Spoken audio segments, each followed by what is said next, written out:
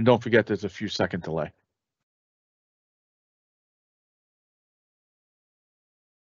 All right. Hey, welcome everybody to the Microsoft and Higher Education Conference. My name is Steve Scholes. I am a security specialist here at Microsoft, and I have been working with the steering committee from the High Ed Conference over the last few years to create this conference. The picture that you guys see there is probably the last time we actually met in person before COVID. Hopefully one day we can actually get back there. You will see my email address down at the bottom. It's stscholes@microsoft.com. If you have any concerns, comments, want any follow-up after the conference with your account rep or something like that, please feel free to reach out to me and send me an email. Just a little bit of background for those that might not understand what the listserv about. First of all, the listserv is run by people within your community. It's not a Microsoft listserv. It originally started as Windows and Higher Education listserv. As you can see there, it's enabled you guys, folks in higher education, to have technical discussion around Microsoft issues and discuss anything that you want. It also gives Microsoft folks the ability to see that we're not there to sell you anything or fix the issue for you right then and there, but it gives us some insight to what everybody is talking about. If you're not part of the listserv, the URL is there. Please go ahead and join that. In case you have not realized that the keynote that you registered for today, there's a lot more to the conference. It goes on through Thursday afternoon. All times are in Eastern Standard Time.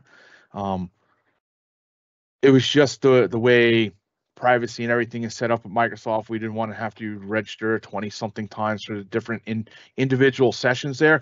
So if you go to the URL that's there, /agenda /agenda 2022, you'll actually see all of the sessions for this week with the individual meetings to go to for each different session.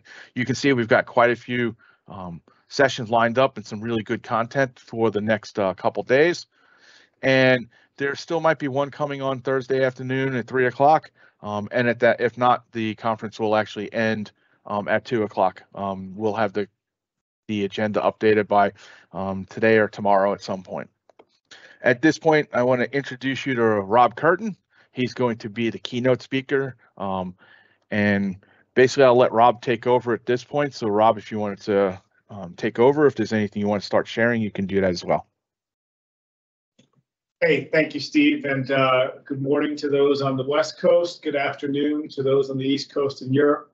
My name is Rob Curtin, and I knew Steve Schultz and his team would be here today, so I have previously shown this with him, but with the New York Islanders in the background, I'm going to remind him that there is only one great defenseman who played for the Boston Bruins, Bobby Orr, and I will keep this shirt shown for the duration of the show today. I'm going to make one promise to you, which is I'm not going to share any PowerPoints. I know we have 45 minutes on the agenda, and I hope we can have some Q&A through the Q&A window. I'm going to start it by making the first announcement, which is really a question for all of you, just to get some feedback on when you at least think your institution selected your current SIS and ERP. The reason, and I see a couple of answers that quickly started to come into me, and we'll share those, is I want to set this conversation because you're going to dive into our technologies. You're going to dive into our data warehouse technologies, our security technologies, AR, VR. You're going to take a look at how we're connecting with LMSs. But one of the big things that I'm seeing, both from a trend in the industry and then sort of a trend with our customers, is this need to have to reconcile what I call the experience gap with the sort of capabilities that you currently have. And so that's really where this conversation is going to go. Coming out of EDUCAUSE earlier this month, I'm sure a number of you attended EDUCAUSE or people on your team were at EDUCAUSE. I think it's worth doing a review of EDUCAUSE's top 10 issues. They're called the top 10 IT issues, but I think it's really interesting how, at least to me, EDUCAUSE has has really changed the narrative of pinch away from IT issues and over to leadership and change management issues. And so I want to take a moment to reflect on that and also to get your feedback. I also want to reinforce the concept that I think for the first time, and this is reflected in those EDUCAUSE issues, higher ed is not clear what best practices are. We know that change is afoot in the post-pandemic world. We know that people love coming back to campus. We know that there's nothing better than face-to-face, but we also know that expectations are kind of forever changed for employees, for researchers, for faculty, for students, that, you know, I was accommodated for well over a year in a remote situation when I didn't really ask for it. So when there are times when I do need it or I do want it, it would be interesting. It would be nice for you to accommodate me where that makes sense. And so what the role of hybrid is, how hybrid supports accessibility and may even support some diversity objectives, how the growth institution, the growth goals of the university to meet traditionally underserved segments, which may be adult learners for some residential institutions, which may be reaching back out to alumni as it relates to lifelong engagement and career skills. So we're really at this point where best practices don't exist.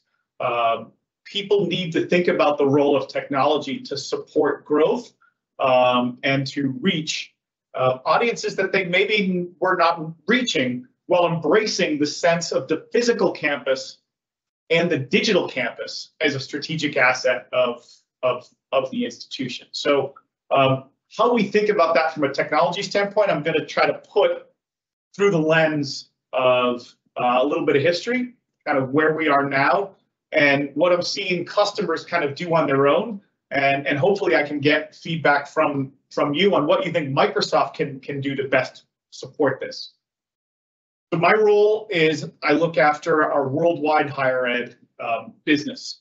We're about a $4 billion business, and that's a big number, 4 billion in education worldwide. A little over half of that is higher ed. So what that means is a little more than $1 billion a year is spent on infrastructure, modern workplace like Teams and your MS 365 licensing. And then when you add in devices and you add in, we have a very substantial and sustainable business in education. There are companies that make more than we do in education. We're fine with that, as a large part of our drive for education is actually around workforce skills, partnership with institutions for innovation and future developers. And so with all that, it is actually true that we lose money in education. The cost of delivering cloud services, the cost of providing everything, particularly when it's all, we used to be able to give software away. SQL Server, use it for research. Office, deploy it. But when you're managing the cloud infrastructure to support that, there's actual costs. So it's real important for us to understand where and how the value comes and how we deliver value to higher education. And so one of the most important ways we do that is through customer feedback. And what I've seen, and I'm just going to share my screen here just for a second, is coming out of EDUCAUSE, I thought it was fascinating that they lead this year. I got to pull my screen back up so I can still see comments from you if they pop up. They led this year with the top 10 issues, and they bucketed them really in 3 areas. The first was about leadership. How do we think about skills? How do we evolve and maintain talent? Many of you probably heard this from Susan Graycheck at EDUCAUSE, but more importantly, IT with a seat at the table to manage change. The next phase was using intelligence to define the experience of the institution. And that starts with, as I think, something that's near and dear to you, privacy and cyber security. What are appropriate use? What can we use for data? What is the right and inappropriate and inappropriate use for data? And how do we maintain trust, both from a safety standpoint and an appropriate use standpoint? But that second piece around student experience. That's why I asked the question about when did your institution select your current ERP? Because what we found, the Tambellini Group data estimates that less than 5% of institutions have selected a modern SIS. This is as of last spring. And we estimate that about half of them are live, or a little less than half, which means you're really at like 97, 98% of institutions are running a system that ostensibly was picked about 20 years ago. I was actually in that space when we were selling ERP, kind of the big software days. There was a company called SCT. They ended up buying a company that I worked for called Exeter. Exeter was a startup at the time out of Cambridge. Our first product was an admissions product that basically printed your name on the admissions letter. So instead of saying "Dear applicant," mail merge was really our stock and trade. For those that remember the technologies, we used OLE and DDE, object linking and embedding, and dynamic data exchange, to take data from a Fox Pro database, automate it into Word documents, and then create custom Word docs that you could print out that had variable text and obviously had the student's name. That was 1996. And it was groundbreaking for admissions to get that level of automation consistency. But we've come certainly a long way in the 25 years, 27 years, 26 years since that time. But those big software days, all on-prem, client server, the evolution of the web and the ability to do self-service, big statements like from inline to online, those days of ERP really peaked around 2002 to 2004 from an implementation standpoint, which means people have had these systems in place on average for 20 years. And 98% of US institutions are still running Banner, PeopleSoft, now Oracle Campus Solutions, DataTel, Genzabar. You start to think about what's happened since that time. So a few key dates, if we think about it, the iPhone, who remembers when the iPhone came out? 2007. Facebook was 2004, but it wasn't until 2007 when they let people over 13 come in. Netflix was not out until 2007 as a streaming service. It was the late 90s, if you remember, where Netflix would still send you CDs, and their big stock and trade was no late fees. And so what I want to bring us back to is Siri has now set a really high bar. Siri's set the bar for student expectations and student experience, and even faculty expectations and experience.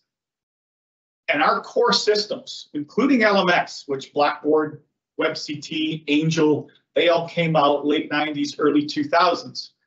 We're dealing with core infrastructure that predates Facebook, predates the iPhone, predates streaming services. It really is a peer of Napster, if you think about it from a timeline standpoint. And so while much has certainly changed in the music industry, there hasn't been a lot of innovation on the private equity and the venture capital side for institutionally focused solutions. And so it's not that higher ed doesn't want to change. There hasn't been a great deal of innovation introduced for higher ed to change. Salesforce has certainly been a nice addition as it came in to sort of plug that gap around customer relationship management. So I think if we just take a second and we look at this smooth sailing for the student experience, we have a very different environment that we're trying to succeed in today. And the question becomes, for all of us, are we going to solve today's problems with yesterday's solutions? And I think that's the point of view and the conversation that I would love to have, because I personally don't see how an upgrade to the technologies of late 98, 99 when they were designed, early 2000s when they were implemented, that are necessary and meaningful from a transactional standpoint and audit, efficiency, and workflow standpoint, Those systems were never designed, nor is the next iteration of them necessarily going to represent the expectations of today. And so I think it might help to look at what those systems did and why we bought them, and how to think about an architecture moving forward to address today's solutions.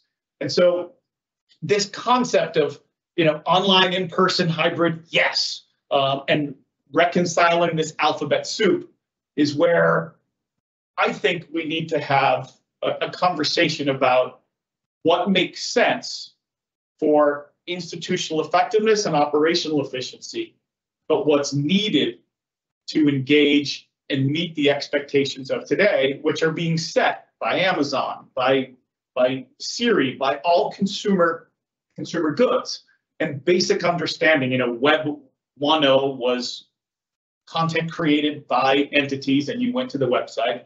Web 2.0 was user-generated content, but you curated it and followed it yourself. Web 3.0 became apps and algorithms. The content that I want is automatically brought to me. The addictive nature of my doom scrolling is incredibly intelligent and incredibly engaging. And then I got to go browse a course catalog and find a section sometime on Thursday to see what it is that I should take for a course to fulfill my major, because Degree Audit told me 7/8 of the way through my progress that I'm short 2 courses. Like, imagine if Waze worked like Degree Audit does. And some schools have put in course planning and other modern solutions for that. But all of these systems 20 years ago were really built for the efficiency of the institution and not the effectiveness of the individual. And so I certainly think back to what I saw in the early 2000s, and the number one statement from every institution was, we are not like other schools. Okay, that makes you exactly like other schools, because you're telling me you're not like other schools. And the focus was, how is your software going to support our process? It's a very important point, because the goal was to do nothing different, but to simply do it better, faster, with more quality in a more accessible way. Really important goals for the time, breakthrough at the time, and beneficial to students, faculty, administrators. But the assertion was, your software must be flexible. Our processes and what we do distinctively will remain distinctive. And we want to automate them, and we want to give people more access. Wonderful. You fast forward 20 years, and there's this expectation of personalization. There's a deep goal for diversity. And that's what brings us to this sort of challenge where you see the word agility. And so you start to see, how do we make ourselves more agile? And you see that right here, agility, use technology and agility, because if I expect things to be personalized and we acknowledge we serve a diverse population, then we're going to have to do things differently to meet the expectations of a wide variety of people who want them to be personalized. And by personalized and diversity, I'm going to define them a little bit. To me, personalized does not mean monogrammed. Software we sold 25 years ago was basically monogrammed. It had your name here. It didn't say, dear applicant, thanks for applying. It said, dear Caden, thank you for applying. Personalized to me means truly tailored. It understands what your needs are for engagement, understands who you are, what your concerns are. It's more empathetic. And so therefore it does things differently based on who you are. And diversity is not a zip code nor another demographic. It's actually representative of life stage, lifestyle, and learning style. As people learn differently, as people have different goals for their life stage, or if they have different lifestyles, accordingly, they have different needs for how they're going to engage with an institution.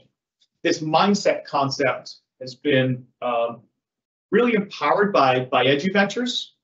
We see Accenture has recently published some mindset work in tailoring engagement to mindset. And more importantly, we're seeing a lot of institutions develop personas.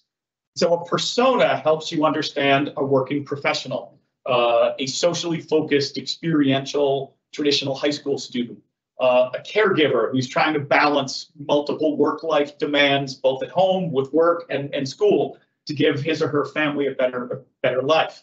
These are personas. They have names, they have different aspirations, they have different fears, different frustrations, and how you communicate with them and how you tailor your offering to support them need to be different. And so to me, that's the definition of agility. And it's remarkably different than where we were 20 years ago, which is, if we're going to be agile, we need to be able to perform certain functions in different ways to meet people where they are. And that's where I'm seeing a sort of a broad difference between, ERP and as it continues to grow, and what we'll call CRM. And the CRM conversation shifts, in my opinion, from one of a product to that of a practice. What I mean by that is capital C, capital R, capital M is a product. Microsoft sells one, Dynamics CRM, lots of departmental CRMs out there. Salesforce has a very good presence. And you can continue to use Salesforce if you're already using it. But owning a CRM and practicing customer relationship management are two very different things. And so as we look at what they're highlighting here for experience and reconciling the alphabet soup that they're talking about, that's where I sort of ask us to think about experience as a holistic practice, and looking at what is it we can do to improve. We still need transactional systems. But one of the things we learned from Netflix, Uber, is that while disruption occurred, the value that was derived was very much the same. I need to get from here to here. Short-term transportation didn't go away. I need to watch, and I like to watch a movie at home with family and friends. Going to Blockbuster, getting 3 VHS tapes, coming home and indulging in a binge watch, that's persistent. Those values, if I need short-term transportation, I want to watch a movie in my house, those are persistent values.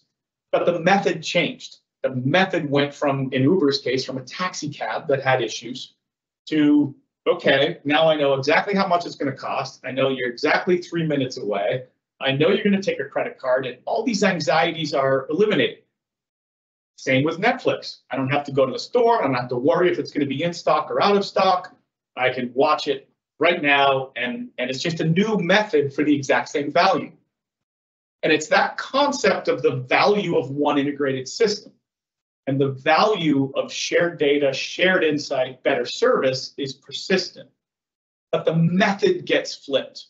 And so that method, in my opinion, is one integrated system is now a platform conversation, just like we've seen in the consumer world, and it's not an app conversation. And looking for one integrated system at the app layer is a 20-year-old approach. And if we want to look at what one integrated system looks like from a platform layer with a priority on experience and an understanding that we're going to nurture a long relationship, there's a few things that are critical. It's no longer HR, finance, and student. It's identity, information, insight, and integration.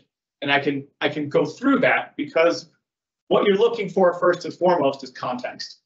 Who are you? Where are you? What are you doing right now? Information, what do I know about you to give me profile? Insight, what should you be doing next? That's the best thing. And integration, how do I land a new message where you already are? Not necessarily within a different app or causing you to alt-tab to go to a whole new portal.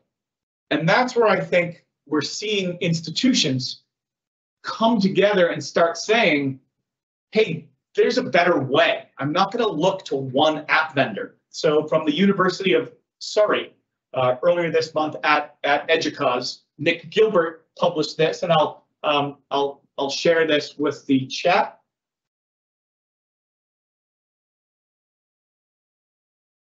You can do a search for it, but I also have it there, that talked about how they're looking to the platform to actually give them the one integrated system approach, and how the apps sit on top of that platform, and innovation can come from tens to hundreds of different providers if they need them.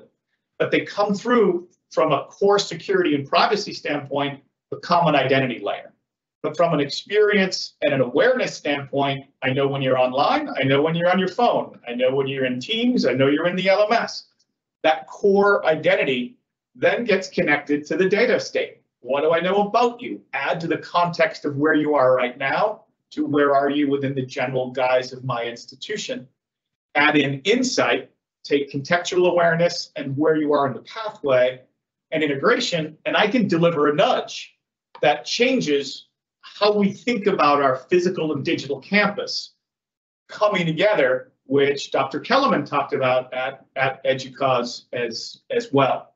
And so this concept of how does Microsoft support, and I'll reinforce when it comes to open source, Azure is now the largest platform for running open source workloads. Let me rephrase that. The most common workloads that we're seeing running in Azure are open source workloads within education. And so how we can rethink our platform to support this one unified system as a digital core while supporting the wide range of apps that you need around it is the number one thing that we're focused on right now. And so one of the early things you'll see is something called Open Education Analytics. Open Education Analytics is deployed to GitHub. It's an open source and standards-based model for a data lake in the cloud. It is being used by ministries of education, state departments of education, and individual institutions. And in addition to providing an analytics layer for the institution, it also provides a pathway layer for systems to track students over time. And so, one of the things that I want to make sure we're doing, and I'm going to share one last thing, and I got to make sure I'm not sharing too much of my own screen here, is I'm going to go pull this up within Teams. So there's a few things. This is my Teams. But when we think about what comes to the foreground, I talked a little about no new apps. Whether the alert comes to my phone, I get it in email, it shows up in the LMS, it's an add-in even to Salesforce. By creating elements within Teams, this should look not too dissimilar to you in the sense that portals had widgets 20 years ago. A few things though is all of what we're doing here within Viva Insights. This is out-of-the-box capability with Viva Insights today. We're extending through the higher ed community to support student insights. And we're looking to the community to help us with connectors to Banner, Oracle's Campus Solutions, originally PeopleSoft, and they want to share that so that it's not just a link to, but if I want to know what my holidays are, or you'll see I have fitness reimbursement, right? So it comes up and says, hey, Rob, we're going to reimburse you for stuff. I realize I'm demoing personal things, but I don't go to the gym enough. I'm not as strong as Steve, but I did buy clothes and I subscribed to a Whoop. So I got reimbursed for that. The reason we do this dates back over 25 years when Redmond-based employees were given a gym membership to something called the Pro Club. So since that time, they extended it to allow all employees all over the country to get a similar sort of reimbursement to support what we're doing there. But what you'll see is these are live. The data is coming fresh from those systems. There's insights about things that I could do right now. I have two upcoming trainings. I'll get nudges on things that I should be learning. I can even look at what's for lunch today, upcoming holidays, alerts. So it's always guiding me. And I just wanted to make sure that I shared that a little bit so you understand we're not trying to create new interfaces. We're trying to create ways that can help you bridge the gap today by looking at the data assets you already have, the systems you already have in place, and then unify the academic and the administrative experience so that for faculty and students, it's no longer Alt-Tab to LMS, Alt-Tab to admin, oh, I have financial aid, oh, I have an assignment, but rather the institution understands who I am. The institution knows I have some financial aid forms due. The institution has insight that I'm a procrastinator, and I get a nudge saying, hey, this is really important. or if it knows that I'm socially motivated, it's smart enough to say, hey, we don't want you to miss out. If you don't do this, you won't be here in the fall and you'll miss out. Tailoring those communications based on my mindset is far more effective than just saying poke, poke, poke, knowing which channel.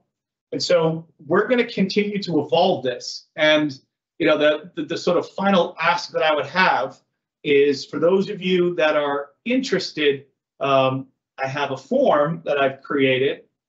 We are creating work groups, and I'll put this response right here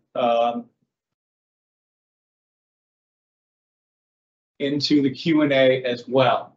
So we are creating 4 work groups around our communities. Those work groups are around Student 360, and these are direct connections to Microsoft engineering. Learner analytics and AI, education reporting. This will be true globally. So if you have reporting requirements in the UK, reporting requirements in Australia, samples like iPads in the US, and then there's skills-based pathways. So just wanted to make sure you were aware. If you want to go ahead and register, you can follow that link right now and enter your name.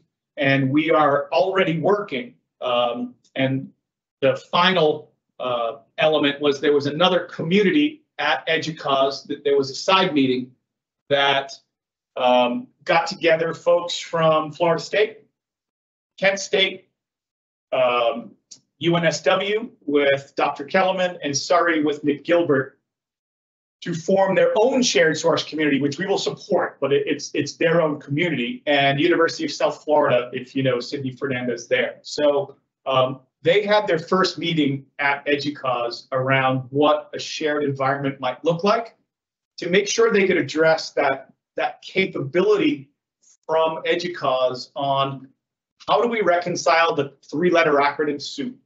How do we shift from trying to buy products to implement new practices and get a single integrated infrastructure that fulfills the dream of one integrated system, while allowing for the innovation across the very diverse departments and operational needs of the institution, without having to spend tens and tens of millions of dollars on an ERP implementation, but rather preserving the ERP that already works and publishes, outs tuition, packages financial aid, does registration, but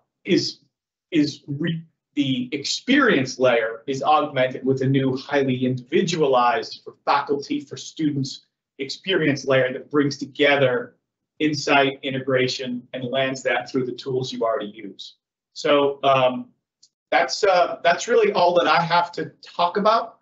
Just wanted to make sure. I can't see your faces. I'd love to see more, but very much inspired by what people are doing, the movement within the industry to organize around our platform and to essentially say, hey, the bet has been flipped, and no longer, it doesn't make sense to have one integrated app.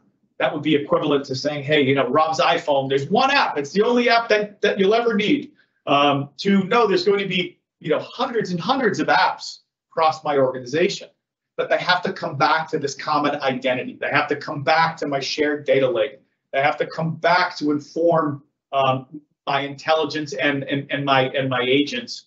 And then how can we exchange smaller apps, widgets, tools, using elements like our Power Platform, using Azure services, connecting to third-party tools, and make them land within teams. So we're not asking people to alt-tab to different applications every day, but rather the same identity that pops on their iPhone, the same identity on an Android device, the same identity on a Windows or a Macintosh, is aware of all the things that you want to do with and for me, and connects me to those resources right away. So open it up for any questions. I think we still have about 10 or 15 minutes left.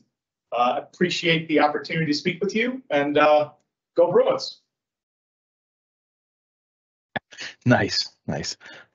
Thanks, Rob. Like I said, there's a 15 or 20 second delay in between. So if anybody's got any questions, please do post them in the chat. If not, let us know and we can definitely get back to you. Like I had mentioned a little earlier, the registration was for the keynote only. The link to the agenda is inside the chat window there.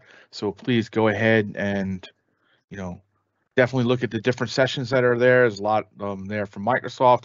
There's a lot from some peer presentations as well. So make sure, that you're looking at the rest of the conference. Obviously, every session is not going to be for everybody, but they will all be recorded. So you can go ahead and check them out at a later time.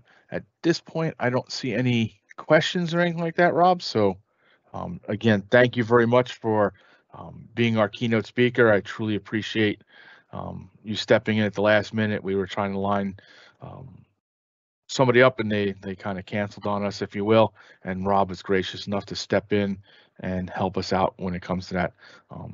Always like listening to Rob. He's got a lot of information and is very informal, so I appreciate it. And again, my email address is stscholz@microsoft.com. If you have any questions, comments, or any follow-up after the conference, please do let me know. And on that note, if there's nothing else, everybody have a great day, and we'll see each other in about 20 minutes at the next session. Thank you very much.